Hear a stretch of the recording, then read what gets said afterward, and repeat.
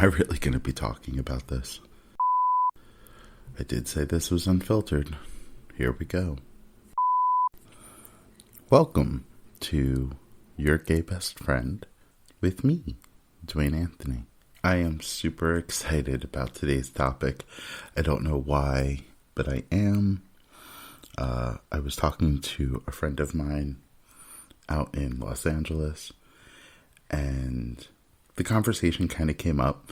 There are right ways and wrong ways to do things, especially when it comes to men.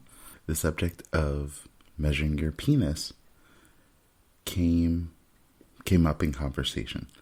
Now, this is something that every man has done at least, I would say, twice in his life. So there are right ways and wrong ways to measure your penis, and I did some research. I'm looking at Impatient's website or getroman.com about how to measure your penis, and I was wondering how you guys measure up.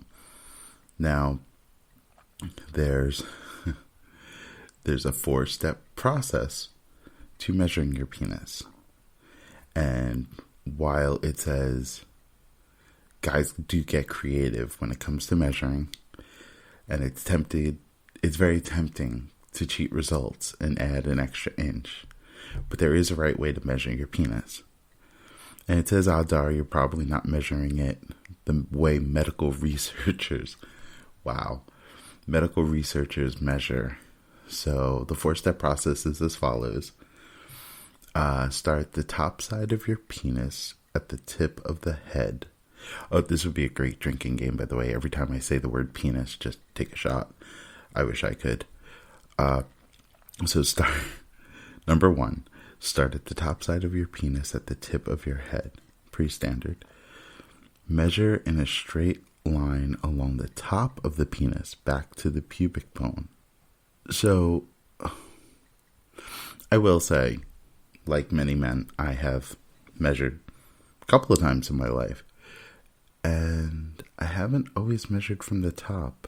I have measured from the bottom a couple of times. But I digress. Number 3. Push past any excess fat or pubic hair and stop measuring at the pubic bone. Number 4. Ta-da, that's your actual penis length. That's exactly what it says. Ta-da. Real medical. So, a couple of things about this. First, I have known guys that would go underneath the underside of the penis. And the question then becomes, do you stop at the testicles, beyond the testicles? How does that work? Well, this kind of takes that question out of it because you're doing from the top.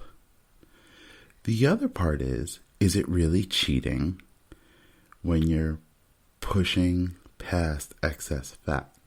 That means you're basically digging the ruler in as far as it goes, which is another interesting idea because really if you're on Grindr or Tinder or any of the dating websites and for hookups and you're asked, oh, how big is it? And you measure and you're pushing in and it's an extra inch or two because you happen to be obese or your pouch, as I've read it called, or fat mound at your pubic hair area pushes in. Is that cheating? Is that accurate? According to medical researchers and the way they measure a man's penis length, yes, that's how you do it. But let's be real. If I can't see it, it's not there. I need physical proof. So how many times have we... All right, I'll talk in for myself. First-hand experience here where you hear people saying, I'm 10 inches long. And then you meet up and you look at it and you're like, what? I'm not thinking. You wonder what kind of ruler they used. Are they using inches, really? So But keeping that in mind, God, can't believe this is the topic I'm talking about.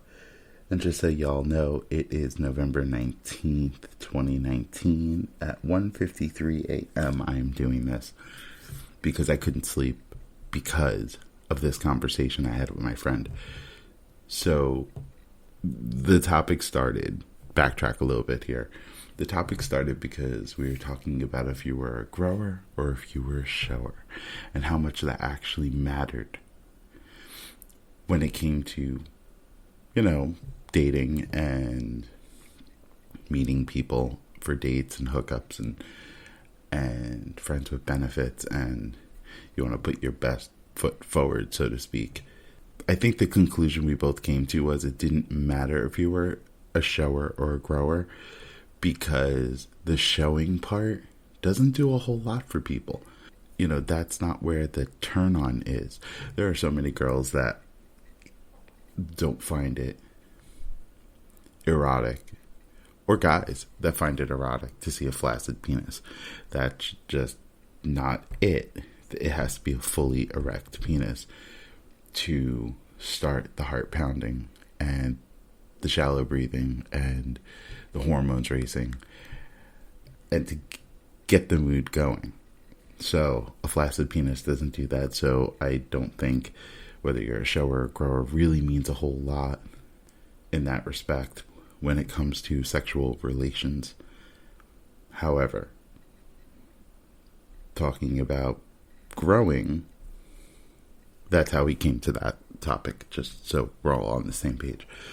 But if you are pushing through the excess fat and nobody else is going to see that, then are you really that big? I'm thinking medical researchers are done for medical research. For your autopsy, maybe. I don't know when your doctor is going to measure your penis. The only time I've seen a doctor or heard of a doctor measuring your penis are on different websites, not this type. The type that, what type I'm talking about. And they're not pushing in any fat, and chances are there is no fat there on these patients. So, moving right along, I want to also throw in there something else I saw, which I thought was interesting. Made me remember something Dr. Oz once said on TV on his show about weight loss, especially for men, and how, he was talking about medical benefits of losing weight and how increased health problems you can have if your waist size was 40 or larger. And so even though we can't see it, a lot of people don't want to think about how having a larger waist size, having excess weight, carrying that around affects us internally. It hurts our heart. You have a higher risk of diabetes, stroke, heart attacks. Okay. Well, Dr. Oz went a totally different route and said, you might not, some guys don't care about that because they can't see it until it happens. But what you can care about is what he said next. And what he said next made me want to jump on a treadmill so fast. All right. Some people will... God. All right.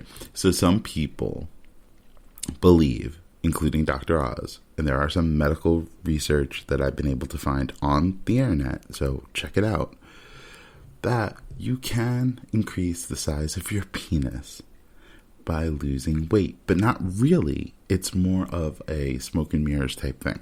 Your penis size does not get bigger, but what you can see of your penis does. So they say, and I quote, for every 30 pounds, you will expose an inch of your penis. But that won't be linear. It won't be 2 inches for every 60 pounds is basically what they're saying. So you can't lose a whole lot of weight and gain like 3 inches. However, if you lose 30 pounds, you will expose an extra inch of your penis when erect. So, this is some amazing stuff right here. This is real and unfiltered, people. So I want to know how many of you guys are going to be jumping on that treadmill, choosing over a salad and water for lunch over a burger or a taco and fries and all that unhealthy stuff just so you can lose 30 pounds to expose an extra inch.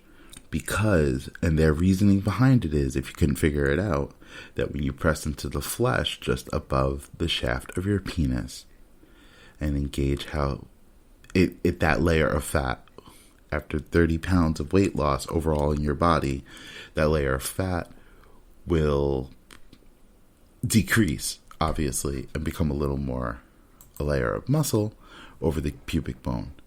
And that's how you gain the length that you gain. Whew. That's some serious stuff. Who's jumping on the treadmill with me? All right, well, I've heard a lot of reasons to want to lose weight. However, this would be a present to myself and my husband.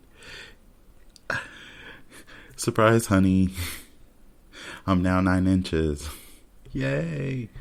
But I've always been 9 inches. It's just been under the layer of fat. That's just like everybody says, oh, I'm really muscular. It's just under all this fat. I got a 6-pack. It's under the layer of fat that's here. Okay. And if you need a little more incentive about this and you think 30 pounds is a lot of weight to lose. Well, if you start losing weight and your penis becomes unconcealed, you need to lose around 20 pounds to start seeing a lengthening of your shaft while erect. Okay, 20 pounds isn't as hard. It's a nice round number. You know, start small with 10, work your way up to the 20. You might get about a half an inch, but you'll see something that might be your reason to keep going for that 30 mark to gain that full inch. Because how much more pleasure is your partner going to get with a whole extra inch? I mean, you might be able to hit those spots that you couldn't hit before. It'd be like a whole new... It'd be like having a whole new partner. It's like jerking off with your other hand. So, I really want to know, guys. I can't believe I'm giggling like a fucking 12-year-old. But again, it's like 2 o'clock in the morning, so why the hell not? And if it wasn't for this friend of mine in LA, I wouldn't have even thought of this. But you know what? That's a lie, actually, because I have another friend here in Florida who we were having this conversation a couple of months ago. He had lost some weight. Actually, had lost a lot of weight. And actually, I have a couple of friends who've lost a lot of weight. I think I need to jump on this bandwagon. I don't know. What do you guys think? Let's jump on it before the new year. But seriously, so this one friend of mine was telling me how he sleeps in the nude. And one day he realized how his body changes, like shape, as he loses weight. So it's not your typical shrinkage, because once you lose some weight and your fat distributes differently in your body, or your body shape changes, because when you lose some weight, clothes will fit you differently. Some things won't fit you differently. They'll fit the same. Like your chest size might be the same, but your waist size might be smaller, or vice versa has happened where your waist size is exactly the same, but because it's your hips where you wear your pants, but your chest size might be different, or you might lose a little more of the muffin top, or the muffin top will actually, I've known this from personal experience years ago, your muffin top may actually be more pronounced